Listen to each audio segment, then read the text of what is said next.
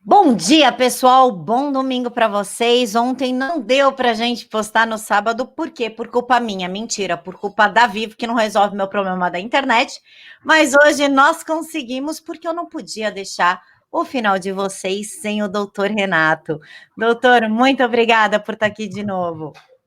Eu que agradeço a confiança e a parceria, Camila. Vamos ver o que a gente pode trazer de boas informações. Pelo menos boas análises positivas.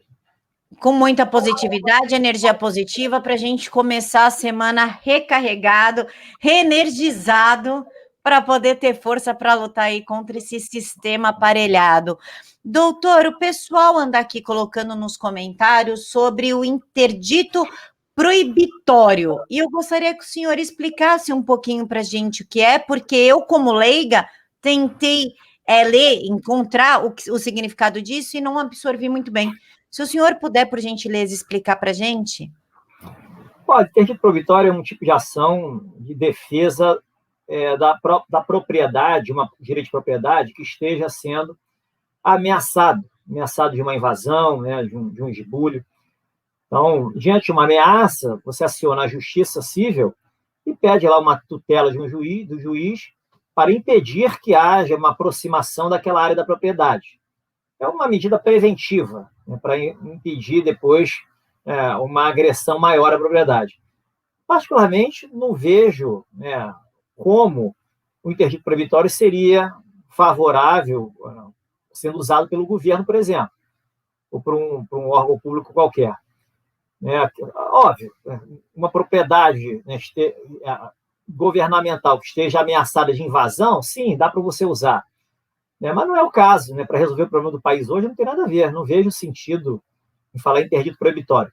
Ora, mas, assim, pega mal comparando. O habeas corpus, quando não havia mandado de segurança, era usado para defender outros tipos de liberdade, além da liberdade de locomoção. Aí veio o mandado de segurança, o habeas corpus ficou restrito à ideia de liberdade de locomoção. Não sei que tipo de... nunca imaginei outro tipo de situação onde o interdito proibitório pudesse atender, né, a uma necessidade diante desse contexto que a gente está vivenciando. Mas, sim, faltou um exemplo concreto para a gente poder analisar mais a fundo, mas no primeiro momento não vejo sentido, né, como uma solução para o que a gente está passando.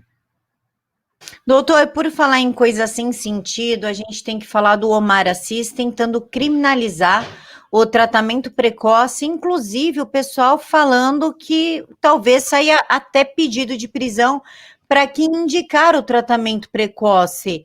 Ele pode fazer isso, proibir um médico de receitar um tratamento, de tentar um tratamento? Como é que vai funcionar essa ideia do senador Omar Assis? Olha, se uma lei dessa sendo aprovada, será uma agressão ao direito à saúde das pessoas, nitidamente. Uma lei impedir que o médico, que é realmente a pessoa estudada, capacitada para prescrever medicamentos, seja punido por prescrever algo que o senador diz que não atende à concepção de ciência que ele adote, isso não faz sentido. Eu diria, uma lei dessa, se aprovada, é para ser ignorada pelo chefe de Estado. Eu diria que caberia um decreto do Bolsonaro declarando essa lei uma lei ilícita, né, e que o cumprimento dessa lei por qualquer parte vai gerar ações do chefe de Estado, se precisar, como chefe supremo das Forças Armadas, para garantir a lei e a ordem. Que lei? A lei que assegura o direito dos médicos de prescrever os medicamentos que convém ao tratamento do paciente. No caso, o Código de Ética Médica, que é a lei dos médicos. Então, não faz o menor sentido. É o tipo de lei que é para ser ignorada e merece uma reação dura por parte do chefe de Estado. Não é questão de ser aprovada no Congresso e chancelada eventualmente pelo tribunal. É uma lei que merece uma intervenção dura do chefe de Estado, como chefe supremo das Forças Armadas e garantidor da lei e da ordem, né, garantidor do funcionamento dos poderes constitucionais, que o Congresso Nacional estaria fazendo um desserviço à população, no caso, prestando desserviço à saúde individual, muito mais do que coletivo, né, individual, porque a pessoa sofrendo lá na ponta da linha, que está carecendo de algo para aliviar o seu sofrimento.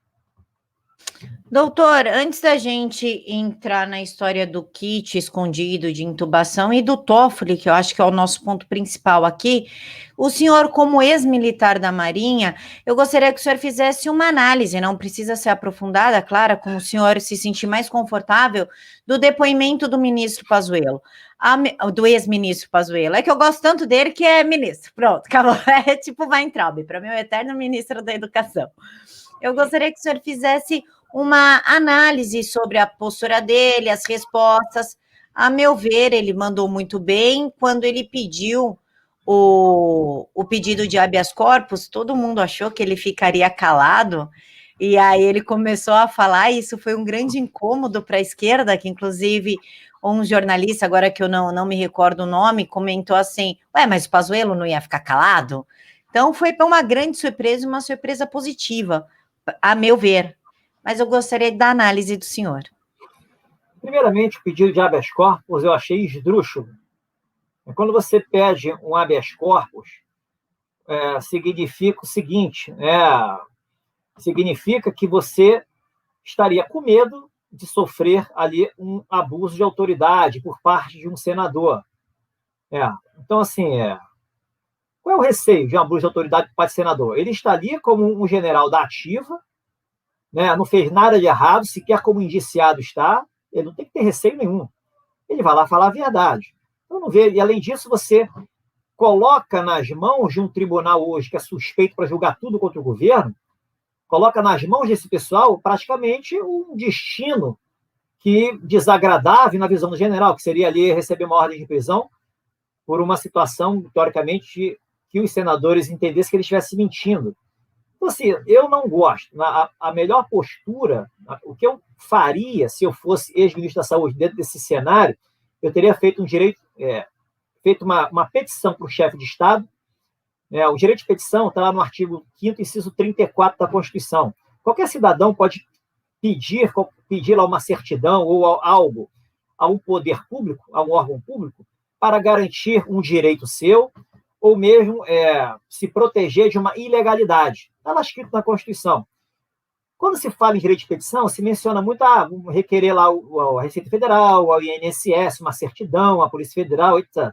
Mas ninguém cogita em requerer ao chefe supremo das Forças Armadas que reconheça um estado de disfuncionalidade institucional que mereça uma ação protetiva, sobretudo das liberdades das pessoas inocentes. E é o caso. Essa CPI é ilícita do início até então. As pessoas são convocadas a bel prazer. Não há fato determinado. Há, sim, o fato que eles estão investigando é uma suposta omissão. Omissão não é fato. Omissão é juízo de um valor sobre um não fazer que, na visão desses senadores que criaram esse factoide, merece uma censura, merece uma punição, merece uma reprimenda. Percebe? Então, a CPI é ilícita do início ao fim. Tudo que está acontecendo, esses depoimentos, eles não têm sentido, porque eles não têm vínculo com um fato determinado, porque esse fato não existe. E o Pazuello, tudo bem, mesmo que se esteja querendo comprovar uma omissão, não houve omissão do Pazuello, houve ações, todas documentadas, todas registradas, em função de uma situação que envolvia medidas a serem tomadas. Que medidas são essas? São medidas indeterminadas. Você não tem como prever o que fazer para resolver um estado de calamidade lá em Manaus. Então, ele deveria ter feito um pedido ao chefe supremo das Forças Armadas para reconhecer o estado de ilicitude dessa CPI e garantir a liberdade. Por exemplo, o que o chefe de Estado poderia fazer? Dar uma ordem, mandar um decreto para a Polícia Federal, dizendo que a Polícia Federal, em função da ilicitude dessa CPI, nitidamente política, mas tudo que está acontecendo ali está extrapolando o exercício de uma atividade judicial ao qual ela se compara, no caso de um delegado de polícia, está extrapolando, tudo aquilo ali sendo ilícito, a Polícia Federal estaria proibida de cumprir qualquer ordem que adviesse da CPI. Seria uma resposta a um pedido feito ao chefe supremo das Forças Armadas, exercendo um direito de petição. Eu gostaria de ver isso das pessoas, mas nem se cogita, porque isso não se ensina nos livros de direito. Mas ele foi. Ele respondeu ali, eu diria, com educação, respondeu ali, pelo menos não foi humilhado, até pelo menos o que eu vi, não foi humilhado. Sim, eu diria que ele foi o tempo inteiro testado na repetição de perguntas, as mesmas perguntas. Ele poderia, eu não vou responder isso que eu já respondi, não vou responder. Percebe? Ele ficou insistindo, respondendo de novo, então ele acabou se submetendo quase a uma tortura verbal em função da repetição de perguntas. Na realidade, as perguntas, o que se queria era uma confirmação das teses que os senadores estavam criando na cabeça para atribuir responsabilidade aos perseguidos deles. Que, o caso é o Bolsonaro, é a vítima da vez, e o Pazuello por tabela. Então, assim, ele se saiu bem nesse contexto, respondeu, tudo bem, mas eu não gosto de ver um general da ativa participando dessa farsa. Como se isso fosse do Estado de Direito. Isso não é do Estado de Direito. Aquilo ali abusa a autoridade o tempo inteiro. Um senador não pode chegar, vamos pedir o quebra de sigilo telefônico do general. Por quê? O que o general tem ali de indício de crime que mereça ali uma quebra de sigilo? Não funciona. Isso aí é abuso de autoridade. Mas ele é bem capaz de acontecer isso e ficar por isso mesmo. Então, os caras fazem o que eles querem aí e nada acontece, porque não sabem lidar com esse sistema. Bolsonaro mesmo já disse que aquilo ali é uma farsa, que eles não vão conseguir o que eles querem, mas permite que aquilo continue. Por que permite? A minha leitura é estado de guerra. Esse pessoal está se enforcando. Na hora que tiver que agir, vai acontecer uma ação impactante e esse pessoal vai pagar, eu diria, ele vai responder pelas aberrações que estão praticando. Então, assim, no final das contas, eu diria nota 5. Não foi reprovado, mas também não vi nada demais, né? Poderia ser bem melhor. Porque para a gente, doutor, que está ali torcendo, né, do tipo, cale a boca desses senadores, mostre as suas hipocrisias, como fez, por exemplo, o senador Marcos Rogério, né, que passou ali o vídeo, mas vem cá, não são os governadores falando do uso da cloroquina? Então, isso meio que nos traz uma satisfação de ver os algozes ali passando vergonha. Por falar em algozes, doutor, a gente tem que falar da Prefeitura de Recife, que escondeu os kits de intubação, deixando aí algumas centenas de pessoas morrerem, né? Prefeitura de Recife tem kits de intubação sobrando e poderia ter salvado vidas por todo o Brasil, mas escondeu em um depósito. Ainda foram superfaturados e dariam para abastecer Recife por 700 anos. Doutor, isso é uma coisa que deveria estar sendo esmiuçada na CPI, não só na CPI, porque isso é um crime. Como o senhor analisa isso? Qual a sua opinião sobre isso? Isso, Camila, apenas me dá a certeza que eu tenho, a certeza que eu venho batendo, né, ao longo desse ano aí, eu diria. Como está, não fica. A questão não é de se vai acontecer alguma coisa, é quando vai acontecer alguma coisa. Porque o que aconteceu ali, há crimes ali praticados. Por que está todo mundo solto? Não tem ninguém preso. Por quê? Ninguém responde, a certeza da impunidade é isso. Um país onde não existe Estado, onde não existe o Estado de Direito, né, e a democracia ela é corrompida, ela também não existe, a gente tem que ficar aguentando essas coisas. A questão é até quando? Não há o que falar. A questão é por que não tem ninguém preso? Por que não acontece nada? Isso é normal? Assim, não tem o que falar. Não. Juridicamente, assim, eu não confio no direito brasileiro. O direito brasileiro faliu. A gente não tem, faliu. É loteria. Hoje aqui a gente vive numa lei da selva. Quem consegue avançar em seu poder dá as cartas, é a lei da força. Infelizmente, como a gente gostaria que fosse diferente, mas até o momento não foi, o poder mais poderoso que existe, que é a presidência da República, é o executivo, ele está assistindo de camarote o que está acontecendo. E os outros estão avançando, não existe vácuo no exercício do poder. Tem um buraco ali, alguém vai ocupar. E tem ocupado. Até quando? Até quando o leão irá parar de rugir e realmente irá destroçar aqueles que estão fustigando? Então, essa é a questão. Doutor, por falar em presidente Bolsonaro e essa insegurança jurídica e as 11 constituições que nós temos atualmente, né? Porque cada ministro tem uma constituição, eu nunca vi isso no país, eu gostaria de ter a cópia das 11 para saber o que eu posso ou não posso fazer. O Flávio Dino, o corrupto, né? Flávio Dino, do Maranhão, mandou multar o presidente Bolsonaro e a multa pode chegar em quase 2 milhões de reais. Isso porque o presidente está com uma popularidade absurdamente alta, contrariando, inclusive, Datafolha e essas pesquisas que tem por aí, essas pesquisas presidenciáveis, e aglomerou ali um pessoal para ver o presidente. E parece que isso está incomodando demais os governadores e a grande mídia que tenta emplacar que o presidente está com uma baixa popularidade. E o Flávio Dino acabou de pedir uma multa contra o presidente Bolsonaro e ainda impediu que os apoiadores chegassem até o presidente. Essa multa, juridicamente falando, é válida? É nula. O decreto é criminoso, né, que embasou a multa, e a multa é nula. A multa foi porque a multa, na realidade, ela, no fundo, ela foi embasada num decreto criminoso e ela cerceia a liberdade de locomoção do presidente, a liberdade de locomoção dos maranhenses, né, o direito de reunião dos maranhenses. Ela cerceia liberdades básicas, fundamentais, cláusulas pétreas. Percebe? Então, assim, eu diria essa é uma multa inexequível.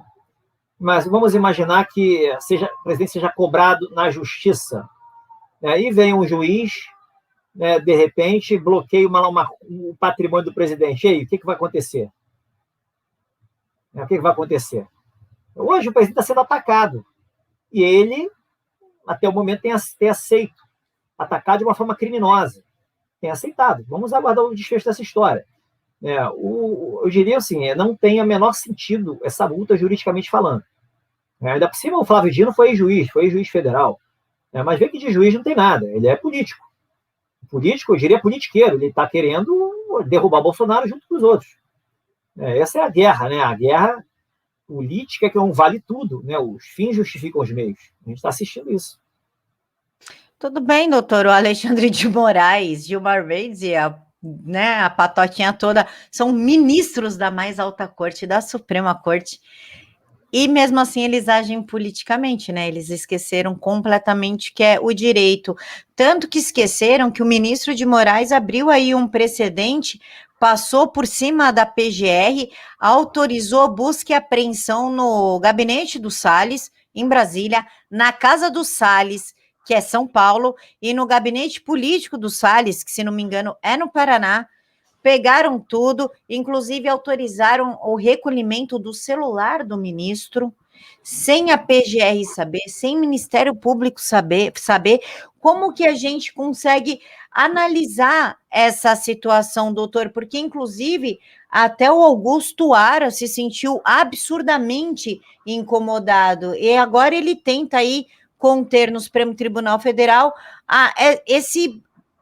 essa mistura jurídica aí que o Alexandre de Moraes inventou. Como a gente consegue classificar essa situação? Não, juridicamente não se sustenta. Juridicamente é tudo ilícito. Não tudo ilícito. Ele atropelou o Ministério Público, ele é um juiz parcial. Ele é um juiz parcial. Não havia indícios de crime que justificasse essas medidas tão invasivas, né, que invadiram o domicílio, apreenderam documentos, apreenderam aparelhos. Com base em quê? Então, assim, é com base em informações em supostas informações que o Aras, ano passado, pediu para arquivar o inquérito em relação ao Salles. Aí o inquérito saiu do nada, ele foi desarquivado, foi associado a isso que está se fazendo. E na mesma canetada, ele tirou o presidente do IBAMA, ou seja, a competência para indicar da presidência da República. Aí um juiz foi lá e tirou. Não existe vácuo no poder. Se o poder não é exercido, os outros avançam. E como o professor Ives Gandra disse, o STF é o maior partido de oposição ao governo existente no país. Enquanto o Bolsonaro não mostrar força, vai continuar. É simples assim. Daqui a pouco estão querendo invadir, a Polícia Federal vai invadir o Palácio do Planalto, o Palácio da Alvorada, para ir atrás do presidente da República. Você vai precisar chegar a esse ponto para ver alguma coisa? Espero que não.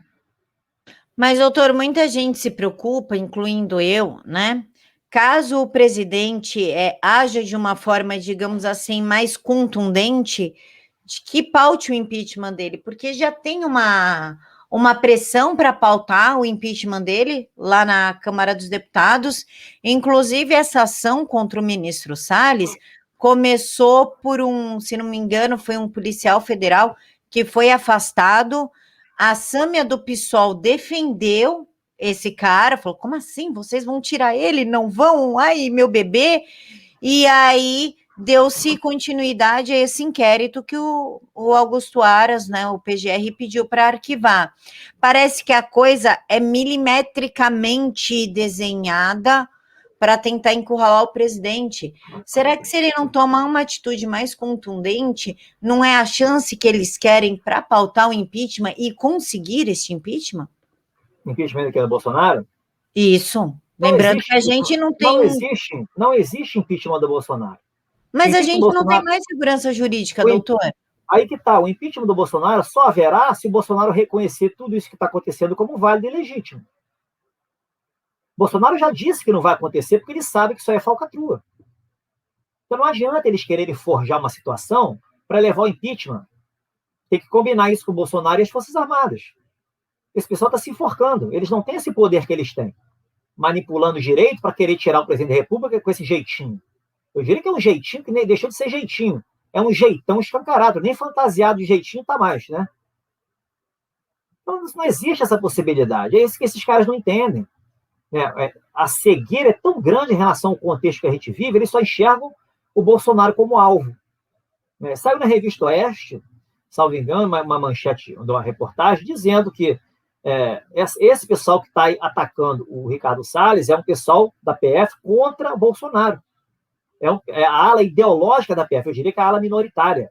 E é um vale tudo, faz parte da guerra entre o poder. A questão é, por que se faz vista grossa para esse pessoal da Polícia Federal e não chama esse pessoal na chincha, pega as ilegalidades que eles praticam e abre processo administrativo junto à corregedoria e bota para fora da instituição? É simples fazer isso. Por que não se faz?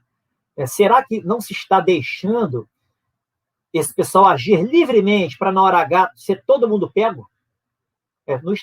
Eu presumo um estado de guerra, então eu prefiro confiar que seja essa segunda possibilidade que esteja acontecendo. Esse pessoal está sendo monitorado, essas ilicitudes estão sendo registradas, e na hora H as coisas vão acontecer. E todos serão pegos.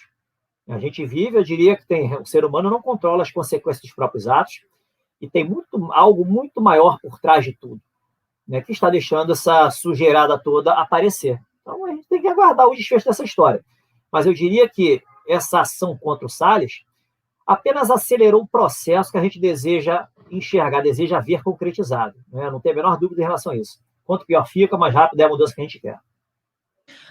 Uma coisa que é bem engraçada, doutor Renato, foi a atitude do Supremo Tribunal Federal, porque assim, fizeram o que bem entenderam com o Ricardo Salles, inclusive vazaram algumas coisas referente à investigação contra um ministro, né? Ele é ministro do meio ambiente, ele não é um secretário, ele não é um deputado, ele é um ministro.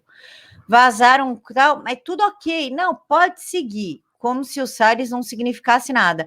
Quando virou para o Toffoli, que inclusive até agora eu não entendi o jogo e eu gostaria que o senhor me esclarecesse o jogo que está acontecendo, porque numa sexta-feira o Fachin negou a continuidade da investigação da Polícia Federal.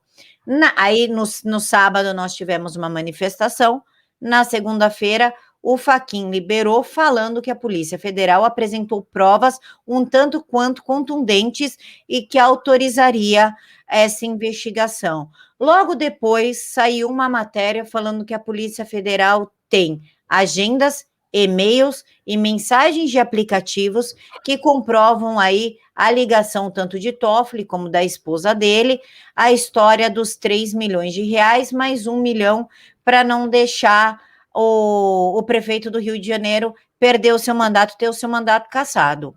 No mesmo dia, que foi na sexta-feira, nós tivemos a notícia de que o Gilmar Mendes, além de votar pela anulação de Cabral, ainda pede investigação num delegado por abuso de autoridade, o delegado da Polícia Federal.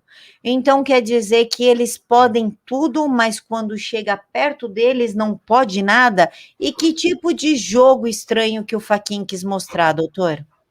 Olha, a primeira coisa que deve ficar claro é o seguinte: a Constituição diz lá no artigo 102, inciso 1, eu acho que inciso 2, minto. Cabe ao Supremo julgar infrações penais comuns, processar e julgar, né, os seus próprios membros por infrações penais comuns. Processar e julgar. O que significa isso? O processo começa a partir do momento que o Judiciário, que o Supremo, aceita a petição de denúncia da Procuradoria-Geral da República. Essa ideia de que para a Polícia Federal investigar precisa de autorização do Supremo, isso aí é uma criação doutrinária, é uma criação jurisprudencial em causa própria. Não existe essa possibilidade na prática. Então, assim, mas qual é a lógica deles? Ora, se cabe a gente processar e julgar, então a investigação também está sob nossa direção. Essa é a lógica deles, mas isso não tem lógica nenhuma. Que quando eles trazem a investigação para o guarda-chuva deles, o que acontece? A Polícia Federal fica impedida de fazer o trabalho dela. É o que está acontecendo agora. Esse é o primeiro ponto. Então, essa jurisprudência é uma jurisprudência nefasta que inviabiliza a investigação contra todo peixão. Todo peixão, não importa se é ministro, pode ser deputado, senador, todo mundo tem foro privilegiado. Né? Quando, na realidade, não seria a interpretação adequada. Né? Você pode correr tudo na primeira instância normal, né? com base no procurador lá de primeira instância, que esteja ali acompanhando os inquéritos.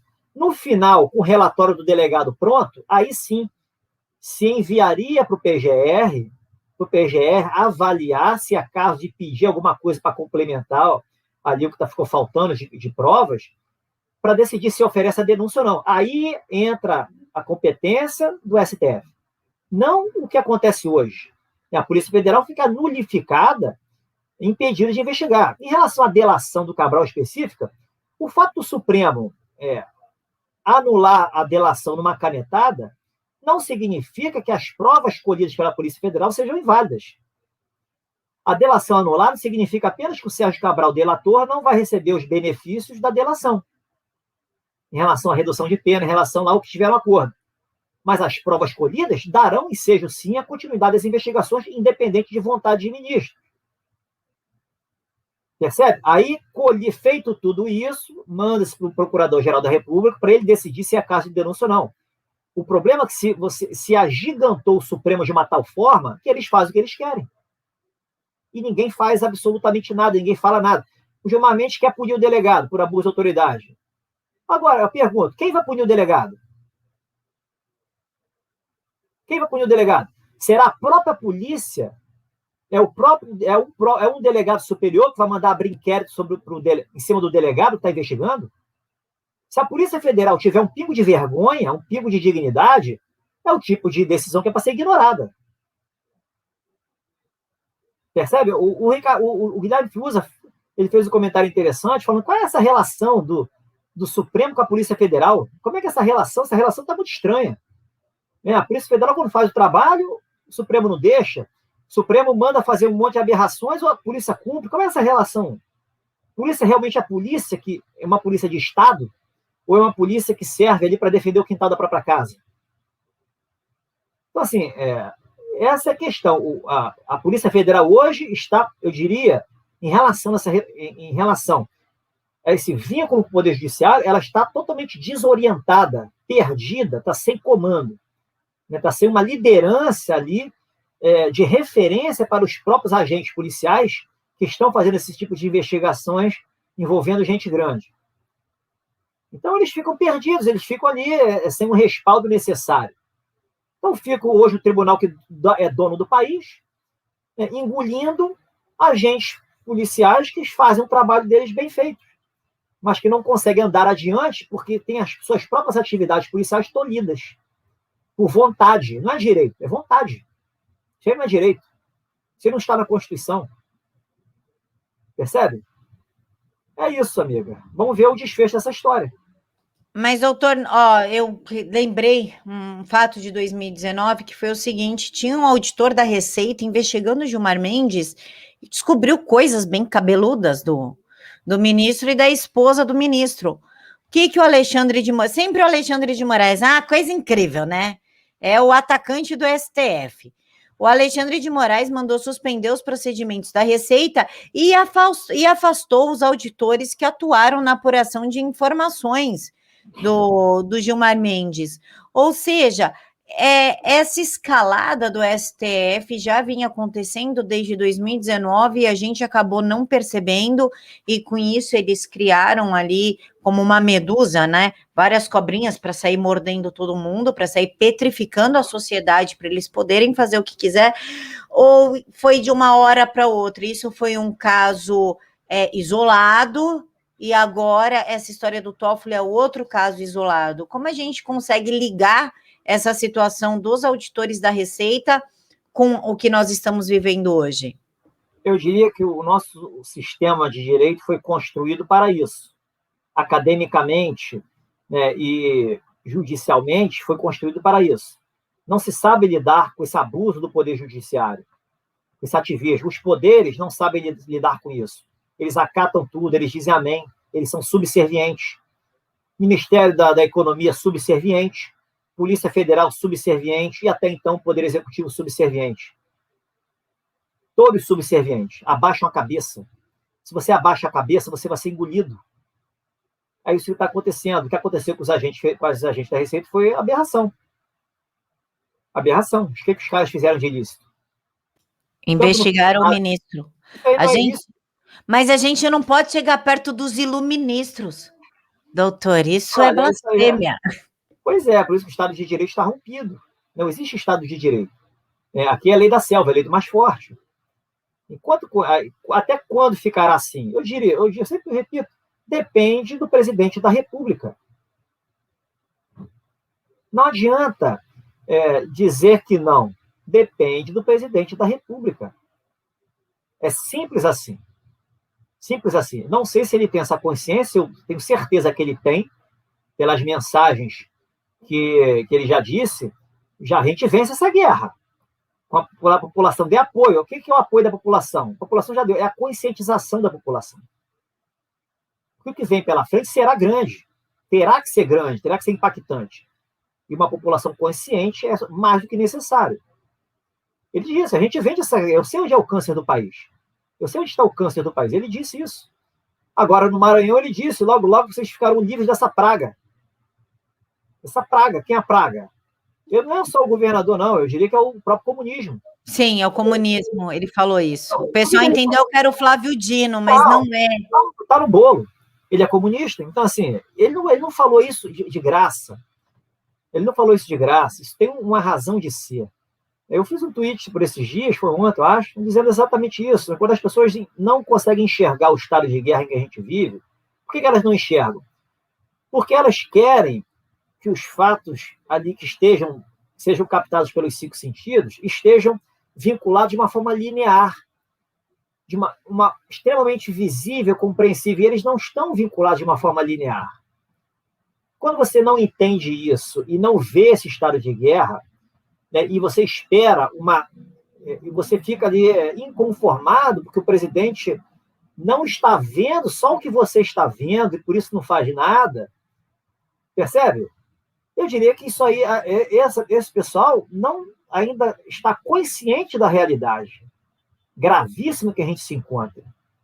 Porque num estado de guerra como esse que a gente vive, quanto mais as pessoas estarem descrentes e não enxergar a luz no fim do túnel, é ótimo, porque os inimigos estarão avançando. Os inimigos não têm ideia do que o outro lado está fazendo. A regra lá de Sun Tzu, no livrinho Arte da Guerra, uma das regras é essa: deixe seus subordinados sem saber, sem conhecer as estratégias, sem saber o que vai acontecer. Quem são os subordinados? Bota o povão. O povão está subordinado. As próprias Forças Armadas, quem sabe de alguma coisa, comanda meia dúzia ali.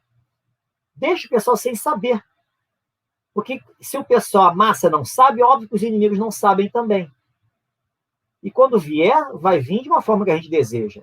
Então a gente tem que dar o benefício da dúvida. Não há outra opção. Não há o que fazer.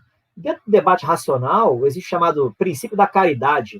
O que é o princípio da caridade, né? É o seguinte: o comportamento da pessoa, né, de quem está participando desse cenário, você precisa dar a interpretação que seja mais forte, mais inteligente ao contexto. Se você presumir que a pessoa é uma idiota, não sabe o que está fazendo, né, a sua análise tende a ser uma análise mais pueril, né, tende a ser uma análise mais assim, impulsiva, menos inteligente. Diferentemente, se você imaginar uma situação onde você dá você procura atribuir todo o sentido possível àquilo que está sendo feito, ou não sendo feito. Que a omissão deixa de gerar consequências. Então é isso que falta às pessoas, falta um pouquinho de clareza, um pouquinho de lucidez. A questão não é, eu repito, bato nessa tecla, não é se vai acontecer, é quando vai acontecer. Fica a dúvida, quando, doutor? Quando que a gente está cansado, doutor? Quando? Logo, pelo Vamos amor fazer de uma brincadeira, Deus. vamos fazer uma aposta? Bota aí, ó. Vamos. Eu vou ser bem pessimista.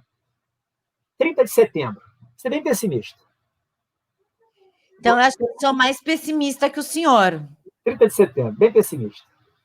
Porque eu já ia jogar para o começo de março de 2022. Não, até lá aconteceu alguma coisa. 30 de setembro. É uma aposta, uma brincadeirinha nossa aqui. E Tá, para mim, pessoal. ó, no íntimo, para mim vem antes. Alguma coisa acontece antes. Eu estou sendo bem pessimista diante do que a gente está assistindo. 30 de setembro eu vejo uma data interessante. Pessoal, coloquem aí que data. 30 de setembro ou a minha, que eu chuto, tipo, primeira quinzena de março. Não vou dar data, mas eu chuto aí a primeira quinzena de março. Ou deixem a data de vocês e por quê. Vamos aí fazer um bolão, né, doutora? Olha eu incentivando coisa errada. Vamos fazer umas apostas aí. Doutor, por falar em, né, aproveitar que a gente está aqui rindo, brincando, né, quebra um pouco esse clima pesado, eu queria falar do decreto do presidente que alegrou muita gente, doutor, que é o decreto das redes sociais, que as redes sociais estão impedidas, né, vão estar, né, daqui a quando ele baixar o decreto realmente, de apagar conteúdo e suspender contas sem uma justificativa plausível, não é? Não vai virar oba-oba. Ei, vou defender tudo, uhul. Não, não. Sem uma justificativa plausível, porque hoje nós somos calados por defender o presidente Bolsonaro, por falar do Trump, por defender Israel, por falar a favor do conservadorismo, e aí a nossa conta, olha só, ela some. Falar então do tratamento precoce, perdemos, né? Nem conversa. A gente perde quase a vida com isso.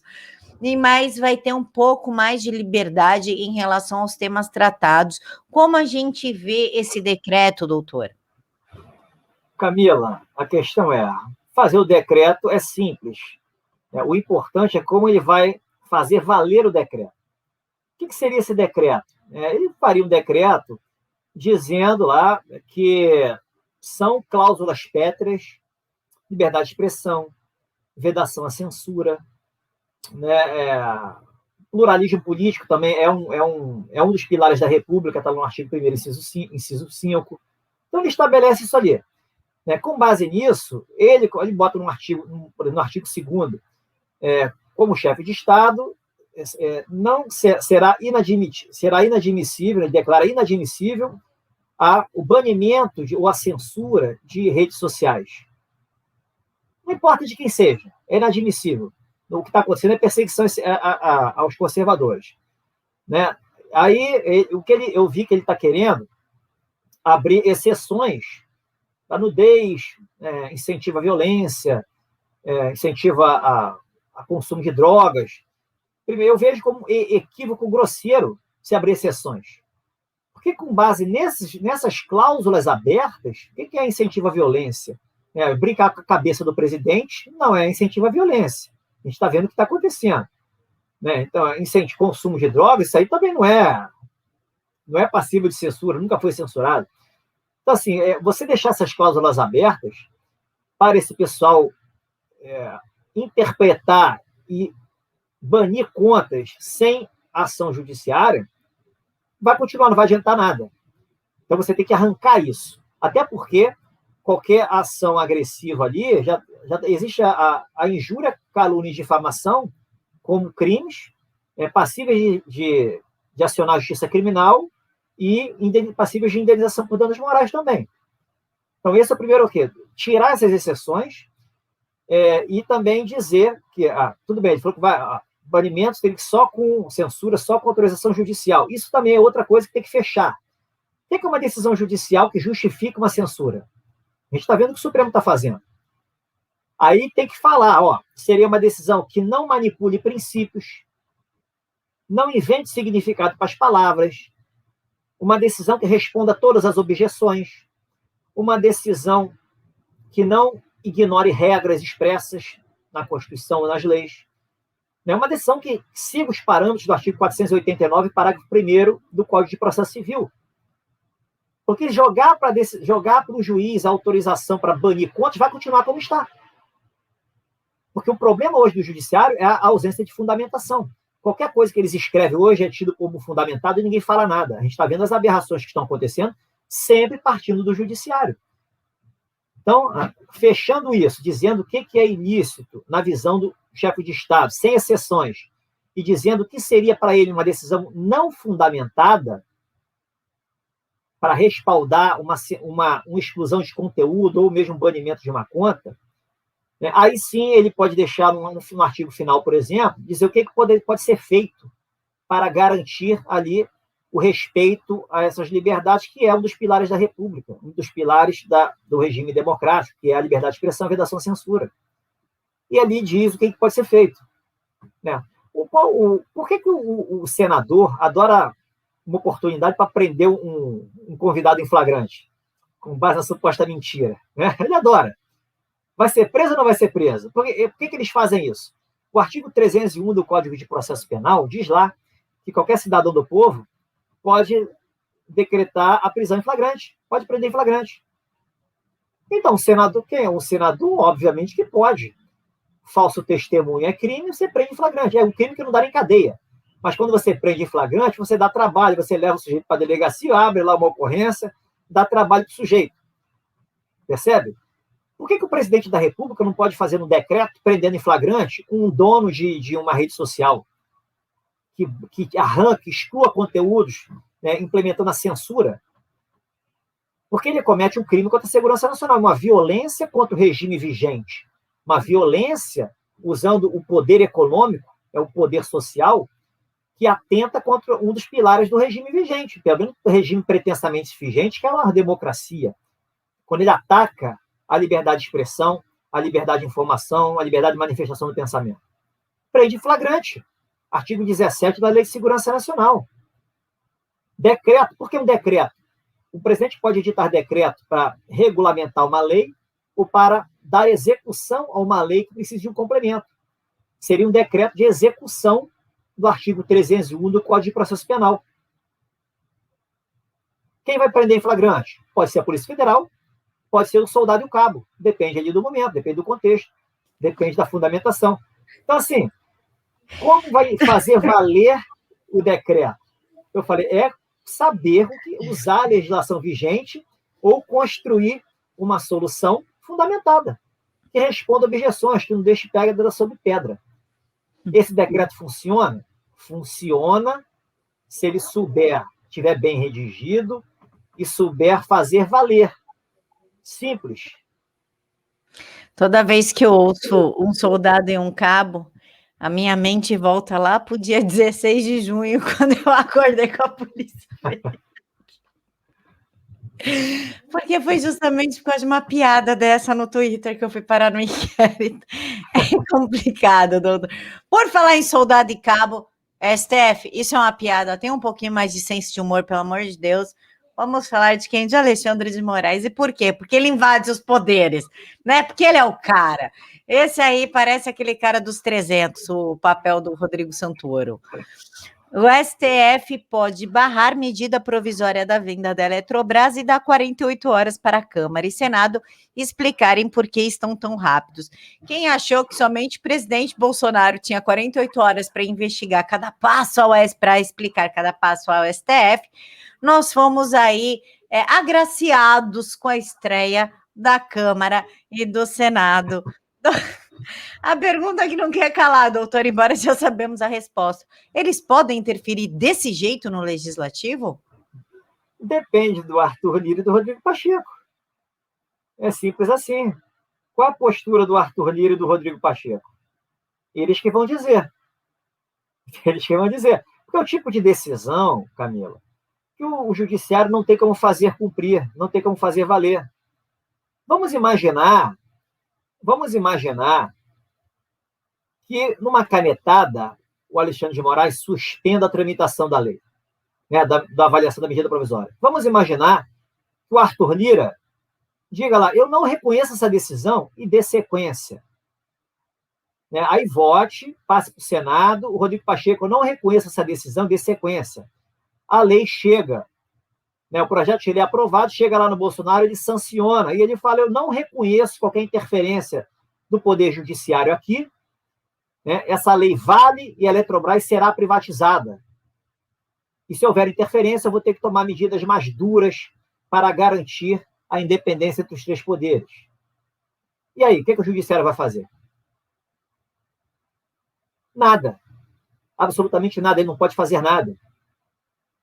Percebe? Então, é o tipo de decisão que o ministro só toma porque, por enquanto, todas as vontades manifestas nessas decisões, por mais sem fundamentos que sejam, são executadas, são cumpridas. Dizem amém do outro lado. A partir do momento que não quiserem dizer amém, acabou.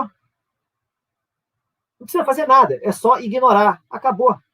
Então, assim, o Alexandre de Moraes, ele tem conhecimento, ele escreveu livros, ele tem conhecimento, e ele faz o certo na visão dele. Eu estou falando, é questão de consciência.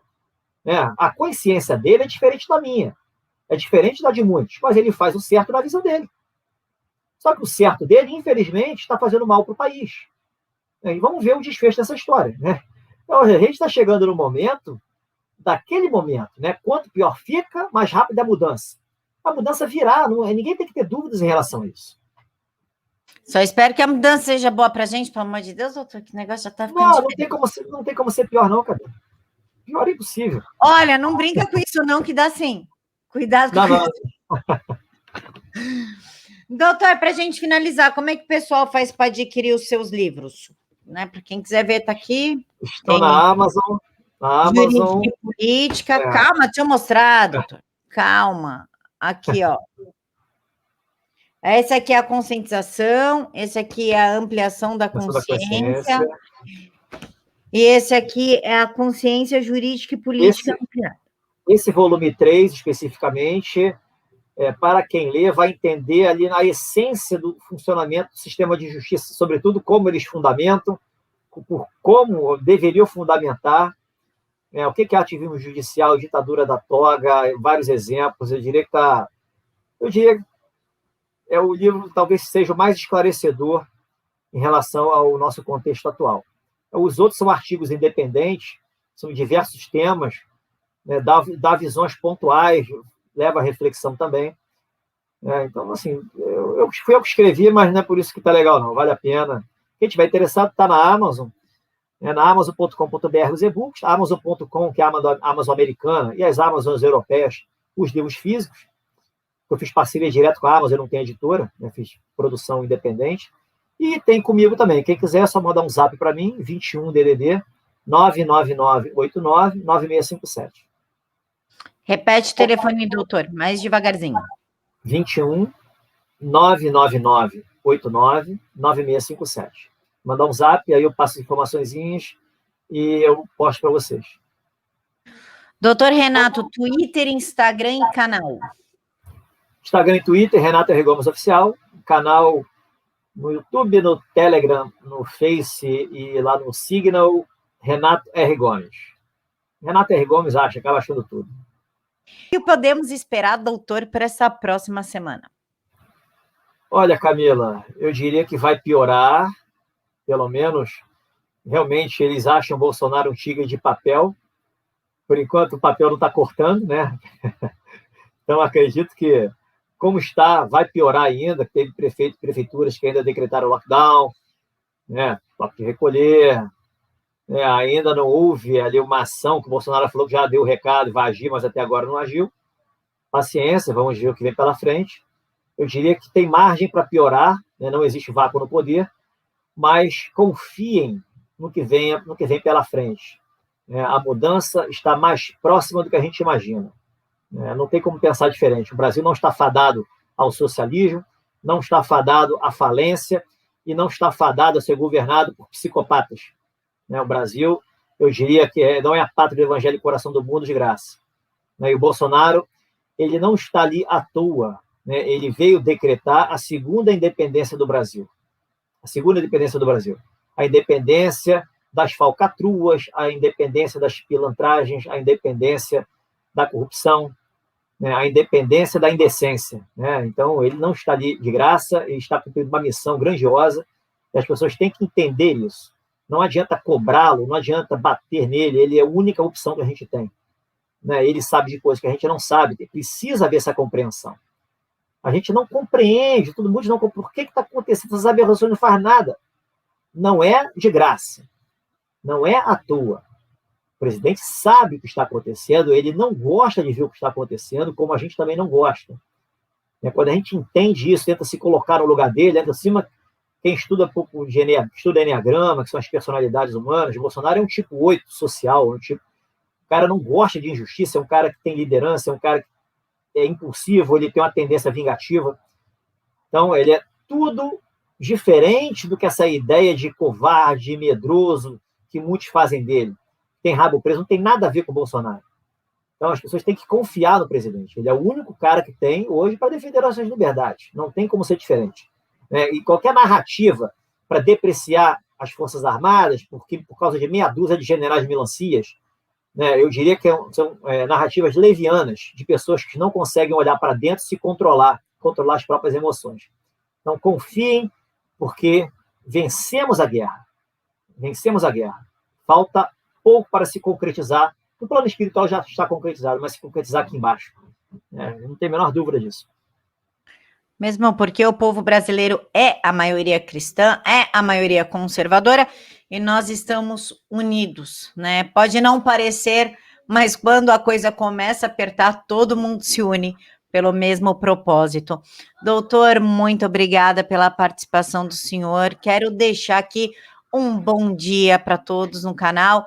Que Deus os abençoe imensamente, que vocês tenham um domingo com muita paz, muita alegria e com a família, porque domingo é dia de família, né, doutor? Com certeza, bom dia para todos vocês e relaxa, não se preocupe. Queria deixar a indicação de um livro também. Claro. O livro é excelente, vale a pena vocês lerem, é O Sistema Doors. O Sistema Doors, Doors de porta em inglês, D-O-O-R-S, do meu amigo Carlos Torres. É um romance sensacional, as várias lições, tem tudo a ver com o momento que a gente está vivendo agora. Eu diria que é muito esclarecedor. Fica aí a dica de leitura. O Sistema Doors, do Carlos Torres. Carlos Torres. Pessoal, o doutor vai disponibilizar o link, eu coloco aqui na caixa de informações para vocês irem comprar, ou o perfil do autor, e aí vocês conhecem um pouquinho da obra. Fiquem todos com Deus e, claro, até segunda-feira, às 6h30 da manhã. Um mega beijo no coração de todos. Tchau.